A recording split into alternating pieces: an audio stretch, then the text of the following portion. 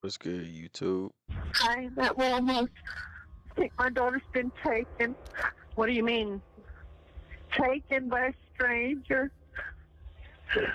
I don't want him to This ain't even 4K, bro. That's scary. This ain't even 4K. kill her. I don't want to be one of those parents that are going through this. Y'all go ahead and like, comment, subscribe. Let's get to it.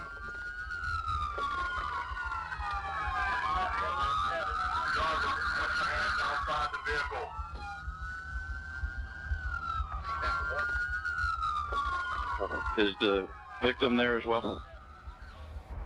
When an 8-year-old girl goes missing, and they desperate most.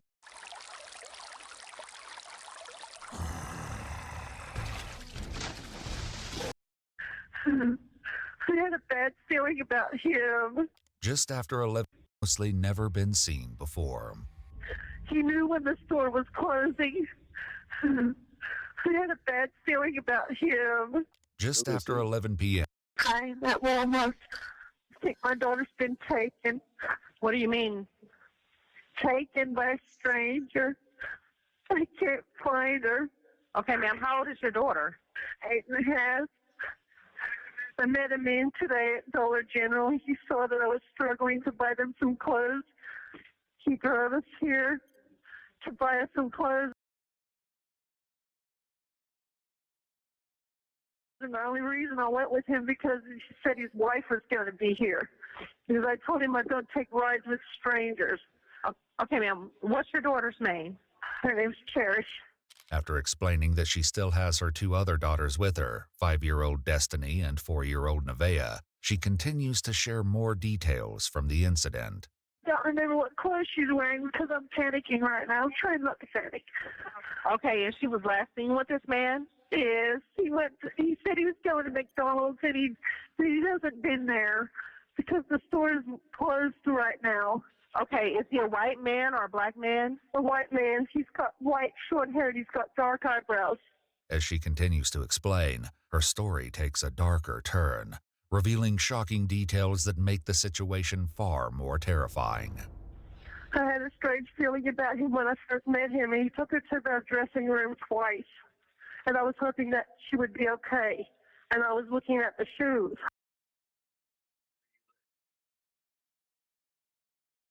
Why are you letting the man take your daughter to the dressing room? Like, for real, why are you letting him? And I didn't want him to think that I was overly protective, freaking out. But now they're not here. When the detectives arrive to speak to Rain later that night, she begins to That's just being a mom. I'm not trying to be mean. That's just being a mom. Any mom out there would know that. I hope. I don't know, but perspective, I would say that's just being a mom. Like, nigga, you ain't walking up in that. With my kid? Shh. recount her story. However, her behavior during this interview, which one detective describes as unusual for the day, consistent with what He said he was supposed to meet his wife here, and his wife never showed up. And we've been here probably 2 hours, and she didn't show up. And I had this cart full of clothes that he said he was going to pay for with a $100 gift card. And I had a bad feeling. I thought, well, I feel like Don't tell me she sold her daughter to this dude. pinching myself because this is too good to be true. So I got to the checkout. He's not here. Cherish isn't here. She's 8 years old. She's supposed to go to California in the morning through the plane. And he knows, as I told him this, he knew when the store was closing.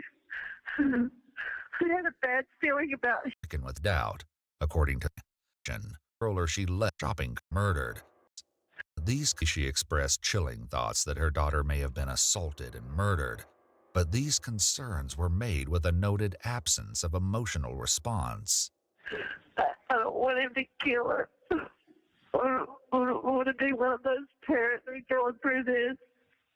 Her alleged emotional detachment wasn't the only detail that left them with the I don't think sinking so. feeling that something's to be getting on a plane to California to visit her father for the summer. According to their notes, Rain She had her daughter killed because she didn't want her daughter around her baby daddy. She had her daughter killed because she didn't want her daughter around her baby daddy?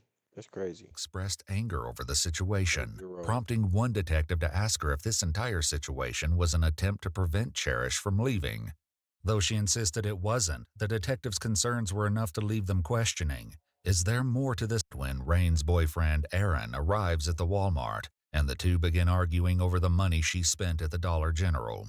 Officers are forced to separate the two, urging them to stay focused on locating and returning Cherish to force the and the two are further compounded when abduction than Rain is leading them to believe. These concerns are further compounded when Rain's boyfriend, Aaron, arrives at the Walmart, and the two begin arguing over the money she spent at the Dollar General. Officers are for safety, or in the hopes it will reveal.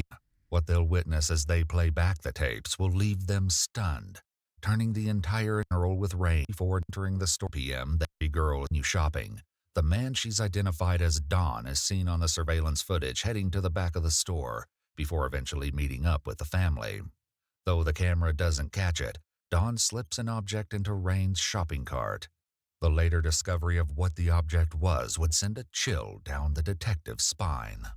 For now, the man accompanies them as they browse the shelves and Is it duct tape? I appears to don't be know. keeping a one. Rain continues shopping with Nevaeh, while Destiny and Cherish follow Dawn into the children's clothing section.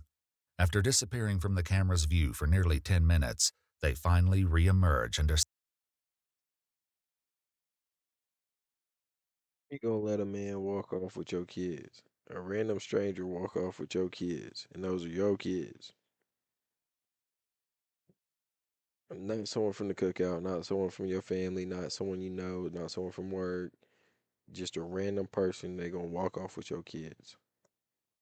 seen following Dawn through the aisles while Rain continues looking at more shoes. Through the aisles while Rain far. Seen following Dawn back into the shoe aisle alone. The two speak momentarily before Cherish eventually returns to her mother, speaks to her briefly, and rushes off to join Dawn once again. According to Rain, she overheard Dawn ask Cherish if she wanted to order cheeseburgers from the store's McDonald's restaurant, and she allowed her to go with him. The two make their way to the front of the store and stop in front of McDonald's. However, it's clearly closed for business. Rather than returning to Rain, Don makes a sharp turn toward the front door at 10:42 p.m. as Cherish follows him close behind. The two walk through the parking lot in plain view of passing strangers and occupied vehicles.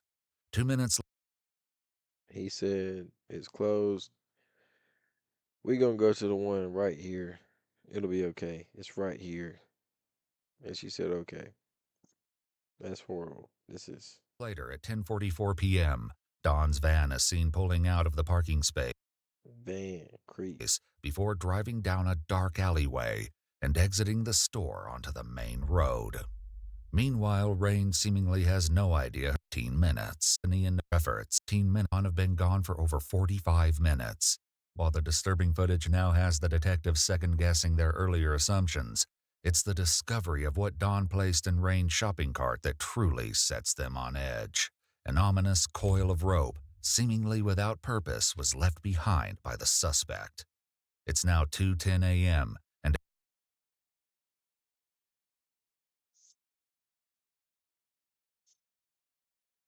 You let someone throw rope in your shopping cart and then kidnap. after reviewing the footage, the detective and Sergeant I hope CPS took them kids. The two that's left. I hope CPS took them. She's gone. You let her walk. You let him walk away with her. She's gone. in charge report a kidnapping, and it too process finally faster than ever. With every second precious time, and now the clock is ticking. They must race again. Late. Fact, finally, the terrified registered offender has a soon uncover. Donald James Smith, a registered offender, has a harrowing list of priors spanning 3 decades. These include a total of 20 arrests, with 9 charges related to criminal acts involving children. His long history includes theft, fraud, burglary, And it's the dude you let walk off with your kids. Multiple. All three of them. possession of illegal substances, assault of a child, and attempted kidnapping.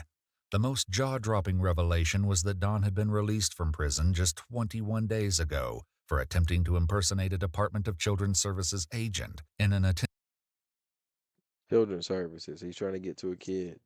to lure a young child away from her grandmother.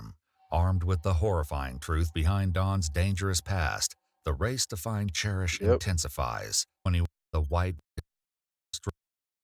in two large acts, 3 miles the flooding is as he attempted to mow the lawn of his home on Rutgers Road just 3 miles from the Walmart. He came across a baby blue stroller leaning against the side of the house. The stroller matched the description of the one Rain left in the back of Don's van. But that wasn't all that was discovered. In 2 large trash bins, the dollar store purchases, along with items belonging to Cherish, such as her pink headband and purple flip-flops, were found. The house is empty, and there's no sign of Cherish or Don having ever been inside. It's a devastating blow, but detectives are not ready to give up hope. And yet, they have no idea how disturbingly close to the truth they really are. A 911 call delivers the break they've been desperately waiting for. Jackson 191 Smile. Hi, we're calling about a suspicious van over here on Rutgers Road, a white van. It was parked behind some bushes really deep, and then we heard that it was a 8-year-old girl. Rutgers and where? Rutgers and behind. People snitching. Black people snitching. Thank you. My people. Thank you. Highlands Church, behind Highlands Church. Can you give me the nearest cross street with Rutgers? Broward. Broward? Yes, ma'am, and it was a white van. It's not there anymore, but we don't know if he dumped anything because we heard a girl just got abducted from Walmart. Right. So we're not sure if that's the van, but the white van was pushed all the way to the back. Surge of hope, as Highlands Church is just 1 block away from where the stroller was recovered. While en route to the location, officers are hit with a stunning stroke of luck when the suspect's white van is seen driving south, fueled by the knowledge that 3 second, that van just passed me at 95 heading south at Sun Avenue. I'm right behind you, Gina, Papa 110. 112 to that unit. Do not stop the van until we get resources to you. If you can, stay back from it. Keep them from seeing you. HQ, what's the status on the air unit and other zones? I want everybody available heading towards the interstate. We're now passing Edgewood, still heading south. Emergency equipment engaged. Still heading south. Speeds are 58 miles an hour. Still heading 91. south. Y'all do it on this bridge right here. That way you can't run on foot. 170 to K9. We got that entrance ramp closed off. Let's go ahead and blue light them as soon as we get past this entrance ramp. now in position with exits blocked and nowhere for the suspect to escape, officers blare their lights and sirens. Tensions run high as they brace themselves for the uncertainty of what comes next. Street. I want a felony takedown. Driver, step out of the face away from us. Driver, step out of the vehicle. Face away from to the left. Face away from us. Take 2 steps. Sound of my voice slowly. Steps to the left. Stop. Go down ahead. Remain still. Any other occupants in the vehicle? He said no. Window and or door.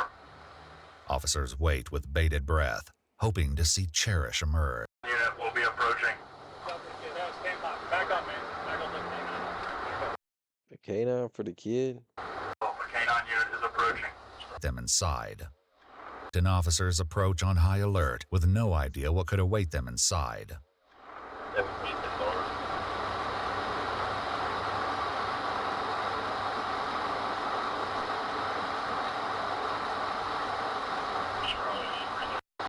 On high alert with no idea them inside. What's this officer doing in the front?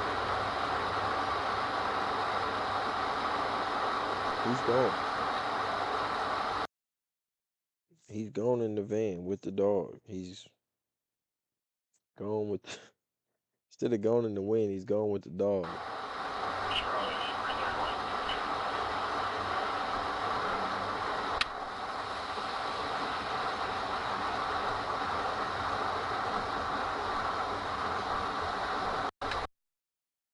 95. Custody 1077 is clear as hell. I'll move over and try and open 95.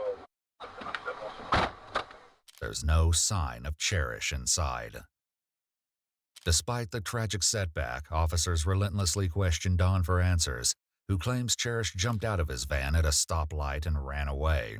Though hopeful this could mean Cherish is still alive, detectives are immediately suspicious, as Don's pants are soaking wet. He insists he ran away. Though officers, who claims Cherish jumped out of his van at a stoplight and ran away.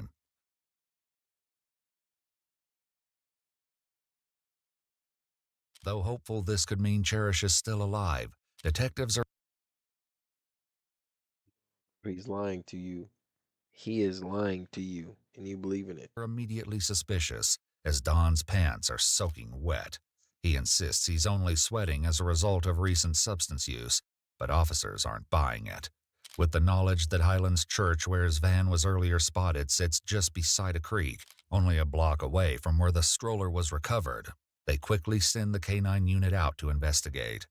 For now, refusing to answer further and horrified. Turn. Yes. To give them any information. Okay. His current whereabouts. We'd like to ask you questions about it. You want to talk to us? Okay. All right. Stand up. Put your back up against the wall. Once again refusing to speak, Don is photographed and told he needs to move to a new room where he'll wait for transport. The horror. Bit me, Bit me. Filled with unimaginable horror.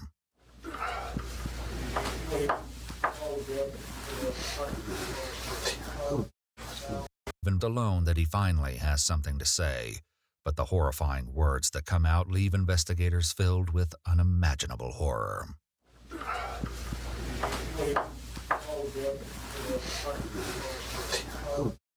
Bit me.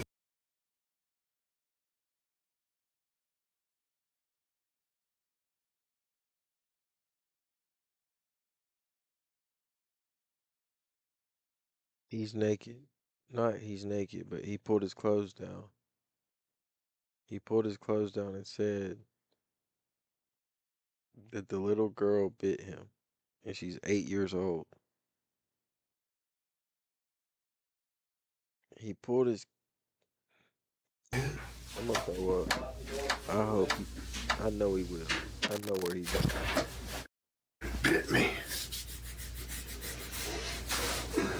With enough evidence to charge Don with kidnapping, he's swiftly taken away in handcuffs.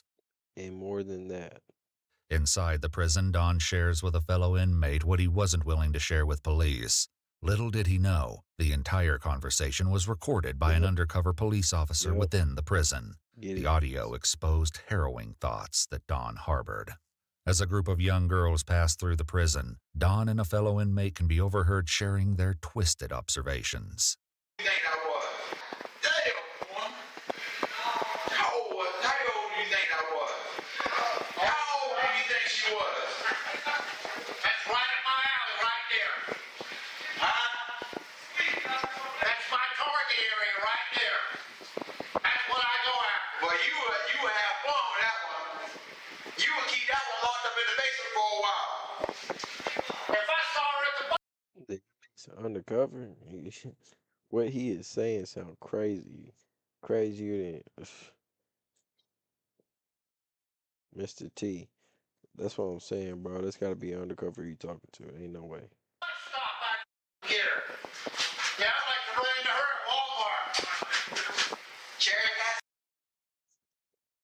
got I'd like to run into her at Walmart. Notice where she went missing at. Walmart. That's sick.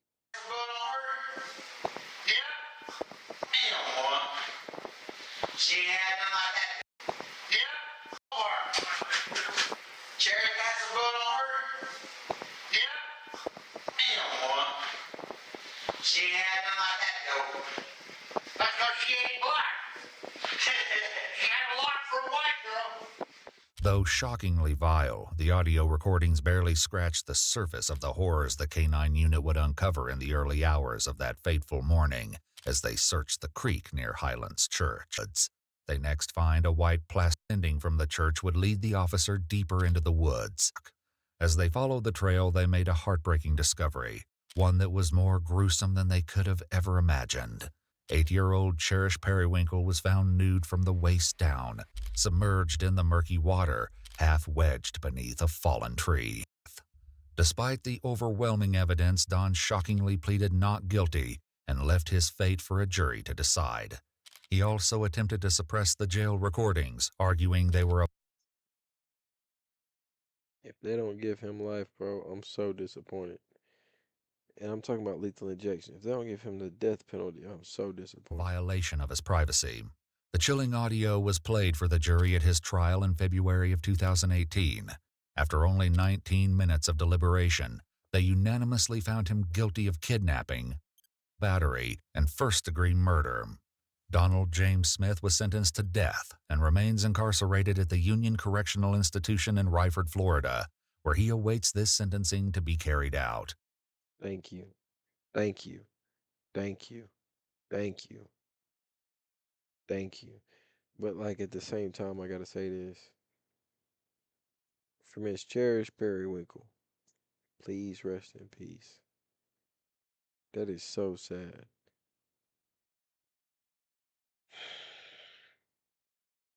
He gonna burn slow, and you're gonna fly high, girl. That is cold. That is cold. That is cold.